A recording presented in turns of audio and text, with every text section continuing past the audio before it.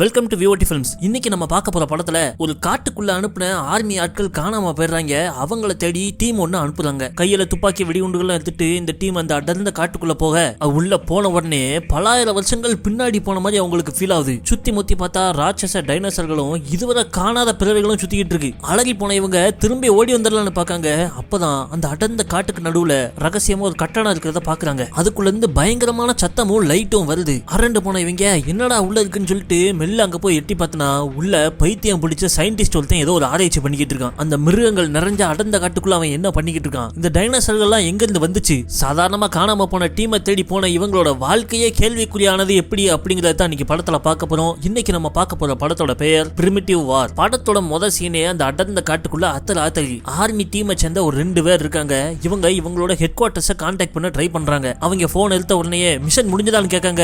Mission ஆகுது cushion ஆகுது, pass என் கூட வந்த எல்லாரும் செத்துட்டாங்க, நானும் மைக்கு மட்டும் தான் இருக்கும், மிஷன் கேன்சல், உடனே எங்களை வந்து கூட்டு போங்க அப்படின்னு சொல்லிட்டு இருக்கும்போதே பக்கத்துல இந்த மைக்கு சைக்காய் எதையோ பார்த்து சுட ஆரம்பிக்கான். சட்டுன்னு ஒரு உருவம் அவனை கவி தூக்கிட்டு போயிருது. அதை பார்த்த இவன் வாக்கிட்டக்கி தூக்கி போட்டு அலறி அடிச்சு ஓட பின்னாடியே விரட்டி வந்த அந்த உருவம் இவனையும் கவிருது. இந்த கதை எப்ப நடக்குன்னு பாத்தீங்கன்னா 1968 வருஷம் வியட்நாம்ல அமெரிக்காவுக்கும் வியட்நாமுக்கும் நடந்துட்டு இருந்த போறப்போ ஏகப்பட்ட அமெரிக்க வீரர்கள் வியட்நாமுடைய பல்வேறு காட்டு பகுதிகளில் பூந்து அங்க உள்ள மக்களை கொண்டுகிட்டு இருந்தாங்க. அப்போ வியட்நாம்ல இருந்த அமெரிக்கன் பேஸ்க்கு சிஏ ஆட்கள் 2 பேர் வராங்க. இந்த காட்டுக்குள்ள நடக்கிற முக்கியமான ஏதோ ஒரு விஷயத்தை பத்தி அவங்களுக்கு இன்ஃபர்மேஷன் கிடைச்சிருக்கு போல இருக்க. அதனால இங்க உள்ள பேஸ்க்கு வராங்க. அப்போ அங்க இருந்த வியட்நாம் கைதிகள் ஓடி வந்து இந்த சிஏ ஆட்கள்கிட்ட அவங்க மொழியில ஏதோ சொல்ல என்னன்னு கேட்டனா அந்த லேடி இவரை பிடிச்சு என்னுடைய கணவரை ரெக்க வச்ச ஒரு மிருகம் கொண்டு போயிட்டு எங்களை காப்பாத்துங்க அப்படின்னு கதறலாம். இது ரெக்க வச்ச மிருகம் கொள்ளுதா, ஏதாவது கிறுக்கு பிடிச்சிட்டா அப்படின்னு சொல்லிட்டு அவளை தள்ளி விட்டு அந்த சிஐஏ ஆளு நேரா வந்து அந்த பேஸோட கமாண்டர்ட்ட நீங்க கண்டுபிடிச்ச அந்த வண்டியை காமிங்கன்னு சொல்லவும் அவன் கூட்டு போய் ஒரு ட்ரக்கை காமிக்கான். அது மேல மீட்டரை வச்சு பார்த்தனா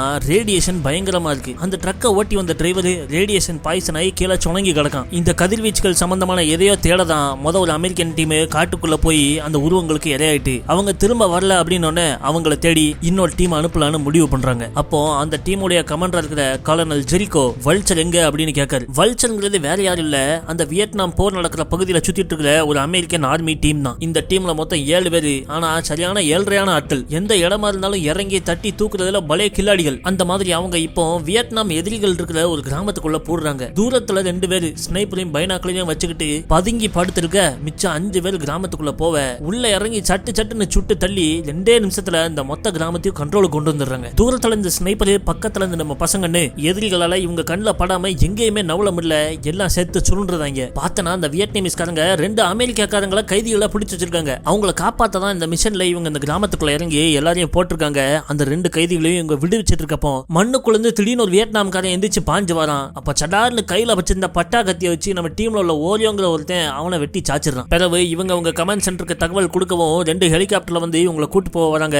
அப்போ அங்க உள்ள ஆபீசர் ஒருத்தன் இந்த வல்ச்சர் டீமோட கேப்டனான பேக்கருங்கிறவன்ட்ட வந்துட்டு உங்களுக்கு அடுத்த மிஷன் ரெடியா இருக்கு, உங்களை இங்கிருந்து பேக் பண்ணி நேரம் அங்கதான் கொண்டு போய் டிராப் பண்ண போறேன் அப்படின்னு சொல்ல யார்ல இதெல்லாம் முடிவெடுத்தா அப்படின்னு கேட்டனா புதுசா வந்திருக்கிற கலோனல் ஜெரிகோ அப்படிங்க. இது கலோனலா, அதெல்லாம் பெரிய பதவியாச்சே, சரி வர வழி இல்ல சண்டை போட்டு தான் ஆகணும் போல இருக்குன்னு சொல்லிட்டு இவங்க டீமோட அந்த ஹெலிகாப்டர்ல ஏறுறாங்க. அது இவங்க நேரா கொண்டு போய் அந்த ஜெரிகோ இருக்கிற கேம்ப்ல போய் இறக்கி விடுது. ஜெரிகோவை நம்ம பேக்கர் மீட் பண்றப்போ என்னப்பா நம்ம ஆளுங்க 2 பேரை காப்பாத்திருக்காம, நல்ல வேலை பார்த்திருக்க, வா அடுத்த மிஷன் என்னங்கிறத உனக்கு சொல்றேன் அப்படின்னு டீமா மொத்தமா உள்ள கொண்டு போய் உட்கார வைக்காரு. அங்க பார்த்தனா அந்த கூடாரத்துக்குள்ள ஒரு கூண்டல புளிய கட்டி வச்சிருக்காங்க. சார் என்ன சார் புளியெல்லாம் வச்சிருக்கிய அப்படின்னு கேட்டா காட்டுக்குள்ள இவங்களோட ஆட்களை அடிச்சு அட்டூழியம் பண்ணிட்டு இருந்த புளிய இவர் ஒத்தையால பிடிச்சு கூண்டுல மாட்டி வச்சிருக்காராம். ரொம்ப கொடூரமான ஆள்டேவன் அப்படின்னு சொல்லிக்கிட்டு இவர் மிஷனுக்குள்ள வராரு. என்னன்னு பார்த்தா ஒரு மேப்ல ஒரு பகுதியை காமிச்சு 3 நாளுக்கு முன்னாடி இங்க ஒரு டீம் அனுப்புனதாகவும் அவங்ககிட்ட இருந்து திரும்ப எந்த தகவலுமே வரல, அவங்க காணாம போயிட்டாங்கன்னு சொல்றாரு. அது ஒரு மனித கால் தடம் படாத அடர்ந்த பள்ளத்தாக்கு. முக்கியமான சில விஷயங்களை விசாரணை பண்ண சொல்லி அனுப்பி இருந்திருக்காங்க. ஆனா டீம் காணாம போனனால இப்ப பதறி போய்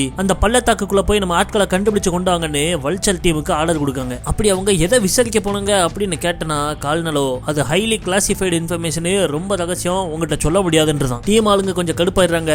ஆனா நம்ம டீம் கேப்டன் பேக்கரோ டென்ஷன் ஆகாதீங்க மக்கா, நான் பேசிக்கிறேன் அப்படின்னு அவங்கள வெளியே அனுப்பி விட்டுக்கிட்டு இந்த காலனல்ட்ட வந்துட்டு தலைவரே என்கிட்டயாவது சொல்லுங்க, அந்த காட்டுக்குள்ள என்ன இருக்கு கொஞ்சம் தெளிவா சொன்னீங்கன்னா உள்ள போறதுக்கு வசதியா இருக்கும் அப்படிங்க.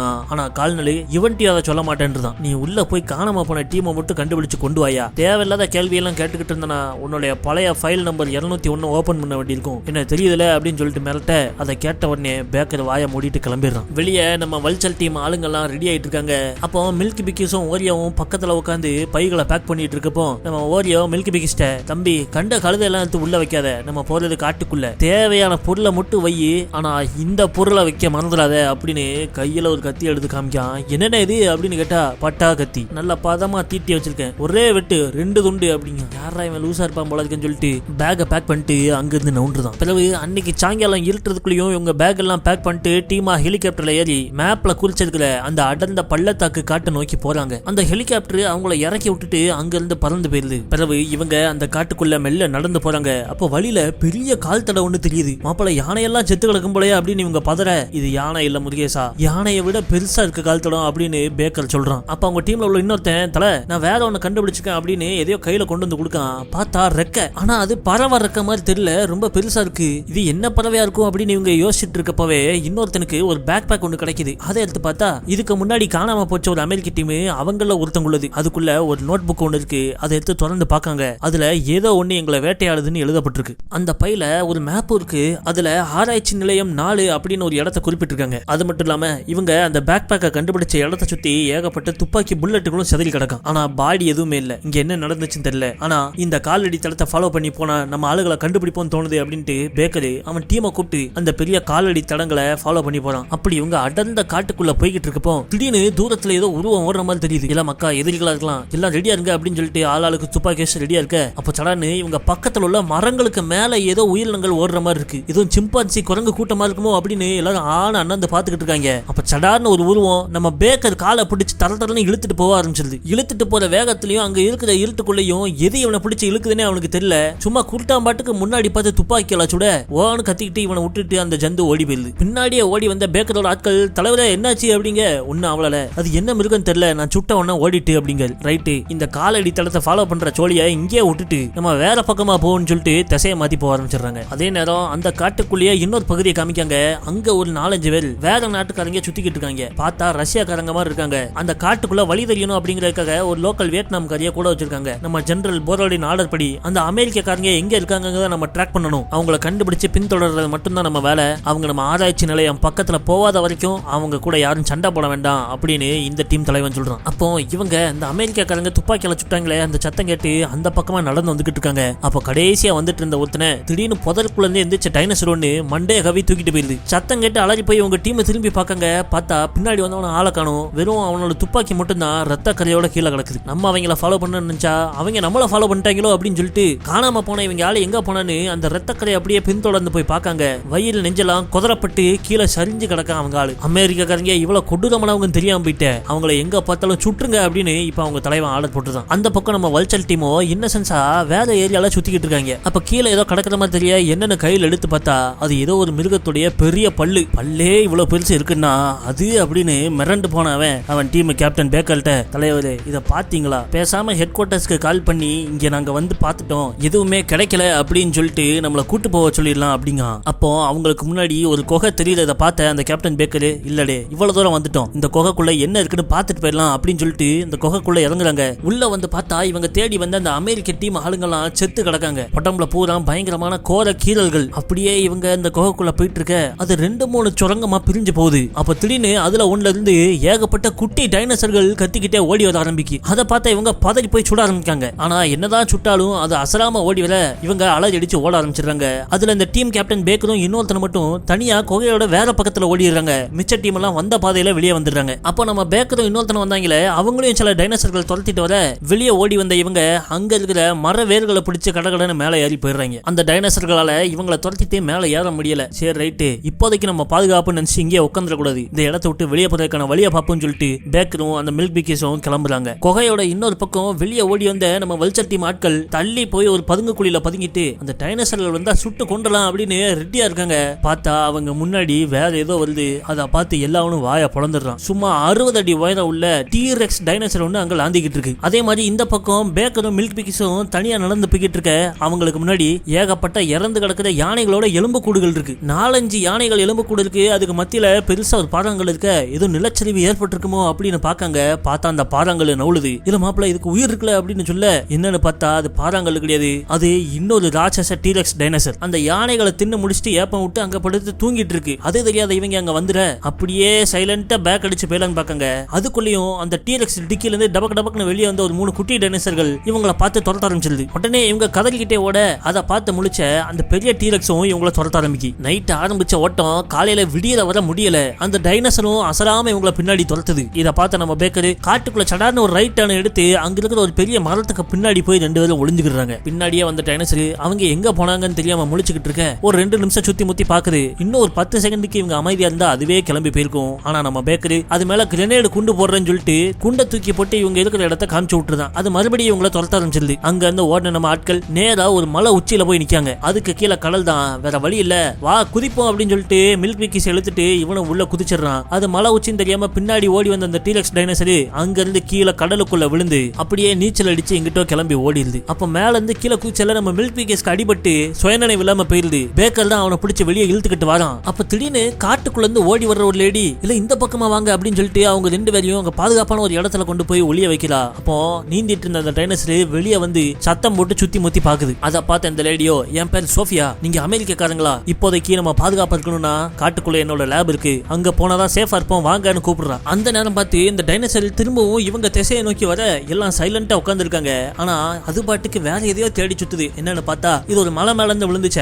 அந்த மலைக்கு மேல இன்னொரு டீரக்ஸ் டைனோசர் இருக்கு. இது 2 ஜோடிகள் இப்ப பிரிஞ்சிட்டு ஜோடிகள் திரும்ப சேர்ற வர இந்த ஆண் டைனோசர் வெளியில தான் சுத்தும், அது கண்ணில் நம்ம பற்றக்கூடாது அப்படின்னு சொல்லிட்டு இவங்க 2 பேரையும் கூப்பிட்டு காட்டுக்குள்ள இருக்கிற அவளோட லேபுக்கு கூட்டு போறான். அதே நேரம் நம்ம வல்ச்சர் டீமோட மத்த ஆட்களை காமிக்காங்க. அவங்க பாட்டுக்கு அடர்ந்த காட்டுக்குள்ள இன்னும் ஊடுருவிக்கிட்டே இருக்காங்க. காட்டுக்குள்ள போக போக டைனோசர் முதலே கடிச்சு தின்னுகிட்டு இருக்கு. சில ஓந்தான் டைனோசர்கள் மரத்துக்கு மேல படுத்து தூங்கிட்டு இருக்கு. அது போதாதைக்கு புல்ல திங்கிற காண்டாமிருக டைனோசர்கள் எங்க ஏரியாக்குள்ள வராதீங்கன்னு சொல்லிட்டு இவங்களை முட்டி விரட்டி விடுது. கொஞ்சம் கொஞ்சமா சாயங்காலம் ஆகிறதுக்குள்ளயும் இவங்க ஜுராசிக் பார்க்குள்ளே வந்துட்டாங்க. டைனோசர்கள்லாம் அசால்ட்டா நடமாடிக்கிட்டு இருக்கு. அதுகள் கூட இவங்களும் வாக்கிங் போறாங்க. இந்த பக்கம் அந்த சோஃபியாங்கிற லேடி நம்ம பேக்கரையும் மில்க் பிக்கிஸையும் அவளோட லேபுக்கு கூட்டு வரா. இதுதான் இவங்க தேடி வந்துட்டு இருந்த ஆராய்ச்சி நிலையம் 4. ஆனா எம்டிஆருக்கு உள்ள யாருமே இல்ல. இது என்ன இடம் அப்படின்னு அவங்க கேட்க எல்லாம் சொல்றேன், நீங்க கொஞ்சம் ரெஸ்ட் எடுங்க அப்படின்னு சொல்லிட்டு இவன் நேரா போய் ஒரு சேர்ல உட்காந்து கையில ஏதோ ஊசியை போட்டு ஏத்துறா. ஸ்டஃப் உள்ள ஏறின உடனே இவளுக்கு கண்ணு சொருகுது. அதை பார்த்த பேக்கரு அரண்டு போயிடுறான். இவன் என்னப்பா பண்ற, எங்களுக்கு உண்மையை சொல்லு, நீ யாரு அப்படின்னு சொல்லிட்டு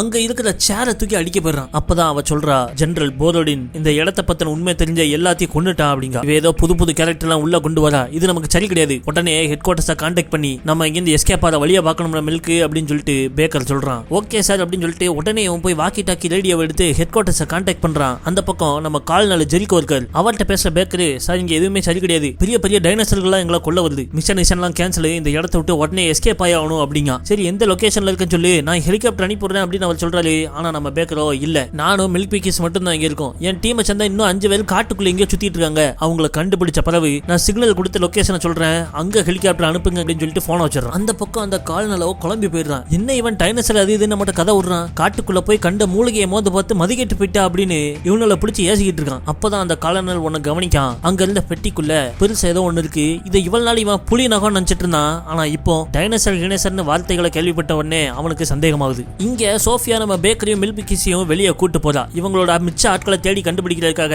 இவங்க வெளியே போக அவளுக்கு டைனோசர்களை பத்தி நல்ல நாலேஜ், எவன் கடிப்பான் எவன் கடிக்க மாட்டான் அப்படிங்கறத போறப்ப இவங்களுக்கு காமிச்சு கொடுத்துட்டே போறா. அதே நேரம் இந்த பக்கம் வல்ச்சர் டீமோட மிச்ச ஆட்கள் காட்டோட வேற பகுதியில சுத்திக்கிட்டு இருக்க. அப்ப திடீர்னு ஒரு புல்லட் வந்து நம்ம டீமை சேர்ந்த கீஸ்ங்கிற ஒருத்த தொடையிலே இறங்கிருது. சட்டுன்னு நம்ம ஆளுங்க புல்லுக்குள்ள பதுங்கிடுறாங்க. ஆனா எதிர் திசையில இருந்து மட்டமட்டன்னு ஏதோ துப்பாக்கியில சொல்றாங்க. இல்ல யாருன்னு தெரியல இவங்க அப்படின்னு இவங்க யோசிச்சுட்டு இருக்க. அந்த பக்கம் யாருன்னு பார்த்தா அந்த ரஷ்யன் ஜெனரல் போரோடினோட ஆட்கள். பதிலுக்கு இவங்களும் கை குண்டெல்லாம் தூக்கி எறிறாங்க, துப்பாக்கியால சுடுறாங்க. ஆனா அவங்க எங்க இருக்காங்கன்னு இவங்களுக்கு தெரிய மாட்டேங்குது. அப்ப 2 குரூப்பும் மாறி மாறி குருட்டாம்பாக்கல சுட்டுக்கிட்டு இருக்க. சத்தம் கேட்டு வானத்துல பெரிய டைனோசர் பறவைகள் பறந்து வந்துருது. செத்து கிடக்கிற பெருச்சாலையை சுத்தி பருந்துகள் வட்டமிடுற மாதிரி இவங்களை சுத்தி அந்த டைனோசர் பறவைகள் சுத்துது. சடார்னு அதுங்கள் கீழே இறங்கி வந்து நின்று ஒவ்வொருத்தனையா பிடிச்சி கொத்தி கொட்டலை உருவி திங்க ஆரம்பிச்சிருது. அதை பார்த்து நம்ம அமெரிக்காக்காரங்க காலில் குண்டடிப்பட்ட கீசை தோல்ல தூக்கி போட்டுக்கிட்டு அங்கிருந்து ஓடுறாங்க. அந்த பறவைகளோ அங்கிருந்த ரஷ்யாக்காரங்களை குத்தி அவங்க வயிற்றுல உள்ள குடலை மேகி நூடுல்ஸ் மாதிரி உறிஞ்சிக்கிட்டு இருக்குதுகள். அப்ப அமெரிக்காக்காரங்க இங்க போறதை பார்த்து அவங்கள துரத்த ஆரம்பிச்சிருந்து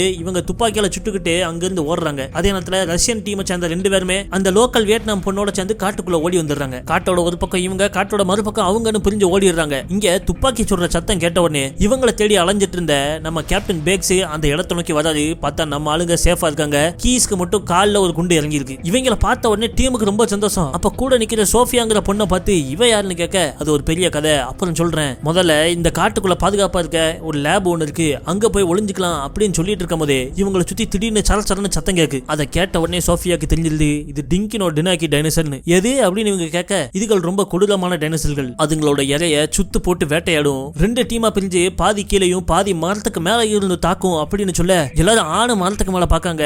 அங்க கூட்டமா டைனோசர்கள் தாவிக்கிட்டு இருக்கு. உடனே இவங்க துப்பாக்கியால அதுகளை தாக்க ஆரம்பிக்க அதுல ஒரு டைனோசர் கால்ல அடிபட்டு கிடந்த நம்ம கீச தரதரன்னு இழுத்துட்டு போயிடுது. இல்ல மாப்பிளைய தூக்கிட்டு அப்படின்னு சொல்லிட்டு இவங்க எல்லாரும் அவனை காப்பாத்த பின்னாடி ஓடி போறாங்க. ஆனா அது அவங்கள விட டபுள் மடங்கு ஸ்பீட்ல அவனை இழுத்துக்கிட்டு ஓடுது. உடனே நம்ம கீசு கையில உள்ள கத்தி எடுத்து சரட்டு இந்த டைனோசர் கால்ல கோடு போட்டுற அது அவனை அப்படியே அங்கேயே கீழே போட்டுருது. இவன் கையில கத்தியோட எந்திரிச்சு நிக்க திடீர்னு அவன் முன்னாடி இருந்த அந்த 3 குட்டி டைனோசர்களும் அவனை விட்டு ஓடிடுது. அந்த பையன் இருக்கட்டும் அவனை அப்படின்னு கீஸ் சொல்றான். பார்த்தா அதை விட ஒரு பெரிய டைனோசர் அங்க வந்து இவனை அடிச்சு மலத்தி இவன் வயித்தை கடிச்சு கொதற ஆரம்பிக்கு. உடனே கீசு கையில இருக்கிற கத்தி எடுத்து அந்த டைனோசர் கண்ணுக்குள்ளே இறக்கிடுறான். அது வழியில துடிக்க கரெக்டா நம்ம ஆளுகளும் அங்க வந்துடுறாங்க. இதை பார்த்த உடனே அவங்க துப்பாக்கியால சுட அது அங்கிருந்து ஓடி போயிருது. கீழே பார்த்தா கீசு கொடூரமா அடிபட்டு கிடக்கான். காலில் குண்டடி பட்டது இல்லாம இப்ப வயிற்றுல டைனோசர் பல்ல வச்சு பல்லாங்குழி லாண்டு போயிட்டு இவனுக்கு உடனே மருத்துவ உதவி வேணும் அப்படின்னு சொல்லிட்டு இவனை தூக்கிட்டு அந்த காட்டுக்குள்ள இருக்கிற லேபுக்கு போறாங்க. அங்க போய் அவனுக்கு வலிக்கு ஒரு மயக்க ஊசியை போட்டு விட்டு அவனோட காயங்களுக்கு கட்டு போட்டிருக்க. அப்போ பேக்கர் இந்த சோஃபியா பிளேட்ட இப்ப உண்மையை சொல்லி இங்க என்ன நடக்கு அப்படின்னு கேட்க அப்பதான் அவ சொல்றான். ரஷ்ய நாட்டுல ஜெனரல் போரோடின்னு ஒருத்தர் இருந்திருக்கான். அவன் நியூக்ளியர் மெட்டீரியலை வச்சு ஒரு வார்ம் ஹோல் அதாவது காலத்துல ஒரு பிளவை ஏற்படுத்தலாம் அப்படிங்கிற ஏதோ ஒரு எக்ஸ்பெரிமெண்ட்ல இறங்கியிருக்கான். அதை பார்த்த ரஷ்ய அரசாங்கம் இந்த எக்ஸ்பெரிமெண்ட்ல நீ நாட்டுக்குள்ள பண்ணாதன்னு அவனை அடிச்சு விரட்டி இருக்கு. அதனால இவன் வியட்நாம்ல இருக்கிற அந்த காட்டுக்குள்ள வந்து அந்த எக்ஸ்பெரிமெண்ட்டை பண்ண ஆரம்பிச்சிருக்கான். அது மூலமா வார்ம் ஹோலை திறந்துட்டனா உலகத்தோட எந்த மூலையில இருந்து இன்னொரு மூலைக்கும் பீரங்கிகள் பாம்புகளை அனுப்பி எதிரி நாடுகளை ஈஸியா அட்டாக் பண்ணிடலான்னு அவன் அந்த ஆராய்ச்சி பண்ணிருக்கான். ஆனா தவறுதலா அந்த வார்ம் ஹோல் கடந்த காலத்துல ஓபன் ஆகி அதுக்குள்ள இருந்து ஏகப்பட்ட டைனோசர்கள் இப்ப நிகழ்காலத்துக்குள்ள வந்துட்டு இந்த விஷயம் வெளியே தெரிஞ்சிடக்கூடாது அப்படிங்கிறதுக்காக இந்த லேப்ல வேலை பார்த்த எல்லாரையும் ஆளுகளை வச்சு சுட்டு கொண்டுட்டான். அதுல ஒரு முக்கியமான சயின்டிஸ்ட் தான் நம்ம சோஃபியாவோட ஹஸ்பண்ட். கக்கூஸ் போயிருந்தவ கதவை மூடிட்டு வெளியே வந்து பார்த்தா புருஷன் செத்து கிடக்கான். அவன் மட்டும் இல்ல இந்த லேப்ல வேலை பார்த்த எல்லாருமே இறந்து கிடந்திருக்காங்க. அன்னையில இருந்து இவ போரோடின் கண்ணுக்கு தெரியாம இந்த லேபுக்குள்ளே மறைஞ்சு வாழ்ந்துகிட்டு இருக்கா. அவனுமே இந்த லேபை காட்டுடைய வேற ஒரு பகுதிக்கு ஷிஃப்ட் பண்ணிட்டான் போல இருக்கு. அதனால இந்த பாலடைஞ்ச லேப்ல போதை ஊசிகளை ஏத்திக்கிட்டு இவ பாட்டுக்கு வாழ்ந்துகிட்டு இருக்கா. ஆனா அந்த ஜெனரல் போரோடினை எப்படியாவது நிப்பாட்டி ஆகணும். அவன் மட்டும் அந்த நியூக்ளியர் பார்ட்டிகல் கொலையிடலை திரும்ப உருவாக்கிட்டனா இந்த உலகமே அவன் கையில தான் அப்படிங்க. அதை கேட்ட பேக்கரி பேய் அடிச்ச மாதிரி ஆயிடுறான். இவங்க உள்ள வந்த உடனே ஹெட் குவார்டர்ஸ்க்கு இவங்க இருக்கிற இடத்த சிக்னல் அனுப்பிட்டாங்க. ஆனா ஹெலிகாப்டர்கள் இங்க வந்துச்சல இன்னும் 1 மணி நேரம் ஆகும் போல இருக்கு. அந்த 1 மணி நேரம் மட்டும் இவங்க அந்த டைனோசர்ல இருந்து தப்பிச்சிட்டா போதும். ஆனா அங்கதான் வேணாம் வந்துருது. இவ்வளவு நேரம் ரவுண்ட் போட்டுட்டு இருந்த டைனோசர்கள் இப்போ அந்த பில்டிங்ல உள்ள ஜன்னல் வழியா உள்ள குதிக்க ஆரம்பிச்சிட்டுங்க. உடனே ரெடியா இருந்த இவங்க டீமும் துப்பாக்கியால அதுகளை தாக்குறாங்க. ஆனா எண்ணற்ற எண்ணிக்கையில வந்து அதுங்க கண்ணாடி எல்லாம் உடைச்சுக்கிட்டு உள்ள வர்றதை பார்த்த பேக்கரு இங்க இருந்து தப்பிச்சு ஓடுறதான் ஒரே வழி அப்படின்னு சொல்லிட்டு அடிபட்டு கிடந்த கீசையும் தூக்கிட்டு ஓடுறாங்க. ஆனா அப்போ கீசோ சார் எப்படியும் நான் செத்து போயிருவேன். அந்த டைனோசரை நான் பயங்கரமா குதறி விட்டுட்டு நான் உங்களுக்கு பாரமா இருக்க விரும்பல, என்னை இங்கே விட்டுட்டு போங்க அப்படிங்க. அதை கேட்ட பேக்கரோ இல்லப்பா நீ என் டீம் மெம்பர், உன்னை அப்படிலாம் விட்டுட்டு போக முடியாது அப்படிங்காரு. ஆனா கீசு சொன்னா கேளுங்க சார், நான் பிழைக்க மாட்டேன் எனக்கு தெரியும். என் கையில ஒரே ஒரு கையெறி குண்டை கொடுத்துட்டு நீங்க கிளம்பி போங்க அப்படிங்க. அவங்களும் வேற வழி இல்லாம இவன் கையில ஒரு கிரேனேட கொடுத்துக்கிட்டு அங்க இருந்து போயிடுறாங்க. லேபுக்குள்ள இருந்தவன் அந்த டைனோசர்கள் இவன் பக்கத்துல வரவும் சட்டுன்னு கிரேனேட் பின்ன உருவி அது டம்னு வெடிச்சிருது. லேபோட பின்வாசல் வழியா ஓடின இவங்க அங்க ஆத்துல நின்னுட்டு இருந்த ஒரு படகு எடுத்துட்டு கிளம்பி போயிடுறாங்க. அடுத்த நாள் விடிஞ்சிருது. நம்ம டீம் சோஃபியாவோட அந்த படகுல போய்கிட்டு இருக்க இப்ப நம்ம என்ன பண்ண போறோம் கேப்டன் அப்படின்னு எல்லாரும் பேக்கர்ட்ட கேட்காங்க. அப்ப அவர் சொல்றாரு இவங்க கையில இருக்கிற அந்த ரேடியோல கொஞ்சம் பேட்டரி சார்ஜ் மட்டும் தான் மிச்சம் இருக்கு. நம்ம ஹெட் குவார்டர்ஸை கான்டாக்ட் பண்ணி ஒரே ஒரு வாட்டி மட்டும் தான் நம்ம லொகேஷனை சொல்ல முடியும். அதை இப்போ நம்ம சொன்னா கூட இங்க வந்து நம்மளை கூட்டு போயிடுவாங்க. ஆனா உலகத்தையே அழிக்கிற ஆயுதத்தை ஒருத்தன் இந்த காட்டுக்குள்ள உருவாக்கிட்டு இருக்கான். அது தெரிஞ்சும் இங்கிருந்து நம்ம கிளம்பி போனா நம்ம நாட்டுக்கும் உலகத்துக்கும் பண்ற துரோகம் ஆயிரும் அப்படின்னு கேப்டன் பேக்கர் சொல்றான். அதை கேட்ட மத்தவங்களோ அதுக்கு நம்ம என்னதெல்லாம் பண்ணணும் அப்படின்னு கேட்க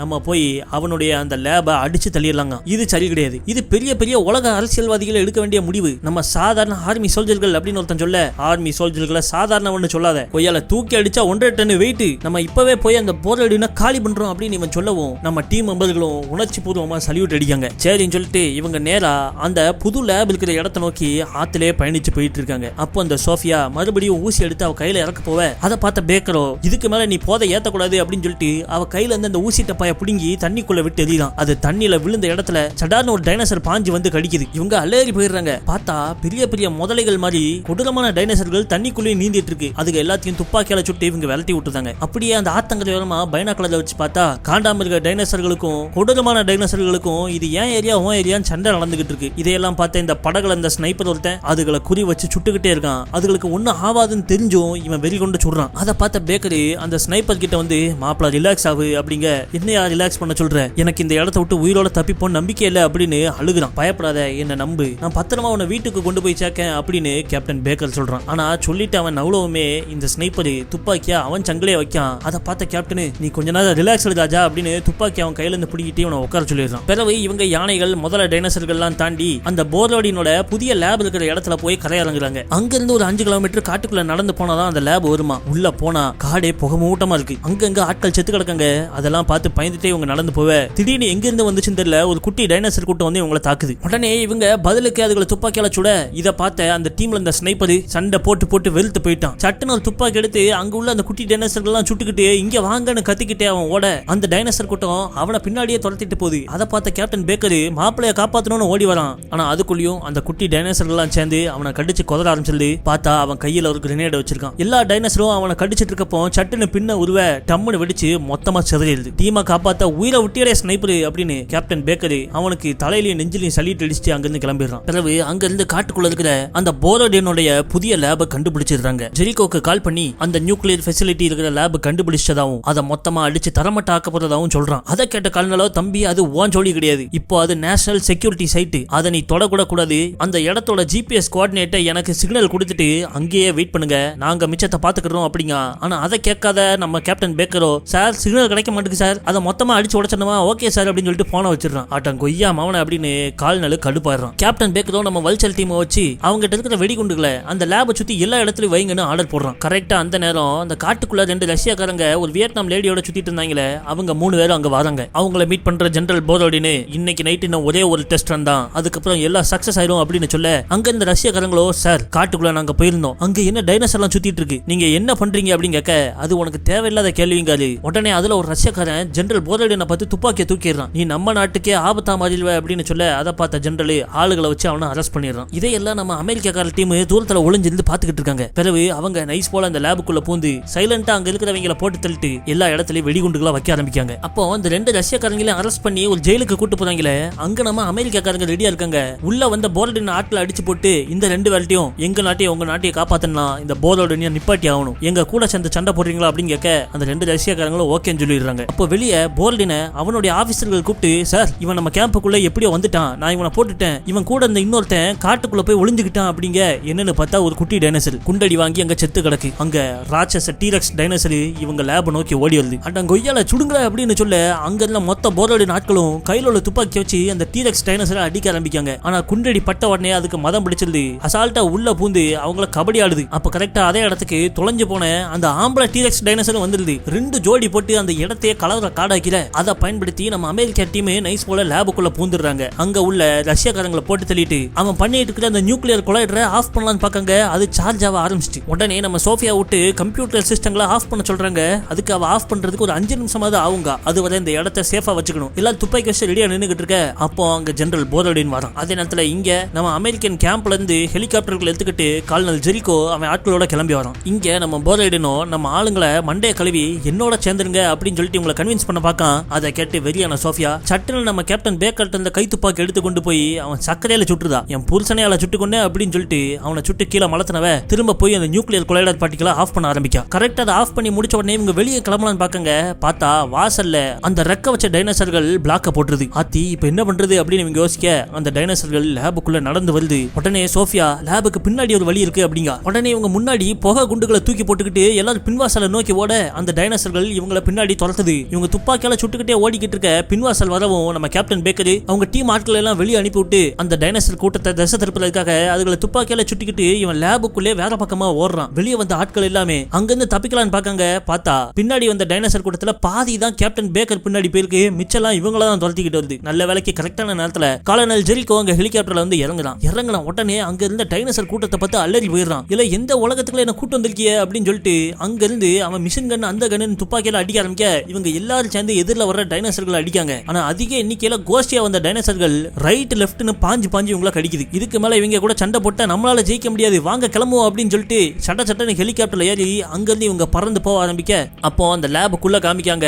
குண்டடி வாங்கின போரோடின்னு லைட்டா எந்திரிச்சு அந்த ரியாக்டர் எப்படியாவது ஆஃப் பண்ணிடலான்னு பார்க்கான். ஆனா அதுக்குள்ளேயும் பக்கத்துல இருந்த டைனோசர் அவன் மண்டையை கடிச்சு கொண்டுருது. அப்போ நம்ம அமெரிக்காக்காரங்க வச்சிருந்த அந்த வெடிகுண்டுக்குள்ள வெடிக்க அந்த மொத்த இடமே வெடிச்சு செதறி நாசமாகுது. அந்த இடத்தை விட்டு 2 டீரக்ஸ் டைனோசர்களும் ஜோடியா கிளம்பி போயிருந்துங்க. இவங்களும் ஹெலிகாப்டர்ல ஏறி அந்த இடத்தை விட்டு தப்பிச்சு வர இவங்களோட கேம்புக்கு வந்து இறங்கலான்னு பார்த்தா அங்கேயும் டைனோசர்கள் கூட்டமா வந்துகிட்டு இருக்குதுகள். ஆக டைனோசர்கள் இந்த மலங்காட்டை விட்டு வெளியே போய் உலகத்துல எல்லா நாட்டுக்குள்ளே பூரா போகுது அப்படிங்கிற மாதிரி இவங்க ஹெலிகாப்டர்ல இருந்தே பாத்துக்கிட்டு இருக்க அத்தோட படத்தை முடிச்சிடுறாங்க. இன்னைக்கு பார்த்த இந்த படம் உங்களுக்கு பிடிச்சிருந்தா நம்ம நம்ம வீடியோக்கு லைக் பண்ண மறந்துறாங்க. இந்த படத்தை பத்தின உங்களோட கருத்துக்களை கமெண்ட்ஸ்ல பதிவிடுங்க. வீடியோ பார்த்ததுக்கு நன்றி.